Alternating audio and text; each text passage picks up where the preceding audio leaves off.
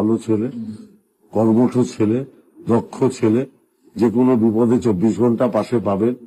আপনাদের যদি মনে হয় মমতা ব্যানার্জি বাংলার জন্য কিছু কাজ করেছে, আপনাদের যদি মনে হয় নৈহাটি মিউনিসিপ্যালিটি অশোক চ্যাটার্জি পৌর প্রধান নৈহাটির মানুষের জন্য কাজ করেছে, আপনাদের যদি মনে হয় বিগত 13 বছরে পার্থভৌমিক আপনাদের পাশে ছিল, তাহলে দয়া করে সনদ দেখে পড়ুন।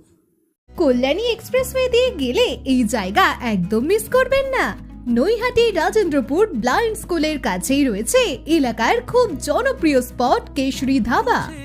এখানে আসলেই তুমি পাবে একদম ফুড কোর্ট ফিল। ইতিমধ্যে নৈহাটিতে উনি একটা ঘর ভাড়া নিয়েছে 1 মাসের জন্য।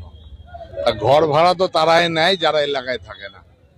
হাওড়ার মানুষ নৈহাটিতে ঘর ভাড়া নিয়েছে, থাক 1 মাসের জন্য নিয়েছে। নির্বাচনের 8 দিন আগে তিনি বেরিয়ে যাবেন, এর বেশি আর কিছু বলবো না। তিনি নৈহাটিতে এখন ঘর ভাড়া নিয়েছেন 1 মাসের জন্য। ভাড়াটে মানুষকে নৈহাটির মানুষ কখনোই গ্রহণ করে না। ইতিহাস খুঁজে দেখলে দেখা যায় নৈহাটির মানুষকেই চায়, ঘরের ছেলেকে চায়। না, উনি গত ভাঙিয়ে যদি চলতে চান চলুক, তাতে আপত্তি নেই। নৈহাটির মানুষ স্বাগত জানায়। তবে নৈহাটি কোনোদিন বহিরাগতদের, এর আগেও দেখুন অনেক বহিরাগত ভোটে দাঁড়িয়েছিল নৈহাটির থেকে। জনতা দলের প্রার্থী নৈহাটির থেকে হয়েছিল, সিপিএম এর সমর্থিত। নৈহাটির মানুষ মেনে নেয়নি, সেটা নির্বাচনে নৈহাটির মানুষ উত্তর দিয়ে দেবে।